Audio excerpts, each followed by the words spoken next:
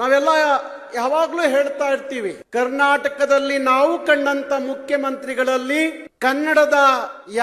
ಕರ್ನಾಟಕದ ಯಾವುದೇ ಸಮಸ್ಯೆಗಳು ಎದುರಾದಾಗ ಯಾವುದಕ್ಕೂ ಅಂಜದೆ ಎದೆಗಾರಿಕೆಯಿಂದ ಯಾರಾದ್ರೂ ಕನ್ನಡದ ಪರವಾಗಿ ನಿಂತಿದ್ರೆ ಅದು ಕನ್ನಡದ ರಾಮಯ್ಯ ಅಂತ ಹೇಳಿ ನೀವೆಲ್ಲ ಕರೆಯುವಂತ ಸಿದ್ದರಾಮಯ್ಯನವರು ಅಂತ ಹೇಳಲಿಕ್ಕೆ ನಮಗೆ ಭಾರಿ ಖುಷಿ ಇದೆ. ಬಹುಶಃ ನನಗೆ ಇನ್ನೊಂದು ಖುಷಿ ಏನಪ್ಪಾ ಅಂದ್ರೆ, ಈ ದಿನ 28 ಡಿಸೆಂಬರ್ 27ನೇ ತಾರೀಕು ಕರ್ನಾಟಕದ ಎಲ್ಲ ನಾಮಫಲಕದಲ್ಲಿ 60% ಕನ್ನಡ ಆಗ್ಬೇಕು ಅಂತ ಹೇಳಿ ನಾವೆಲ್ಲ ಒಂದು ದೊಡ್ಡ ಚಳವಳಿಯನ್ನ ಮಾಡಿದ್ದು.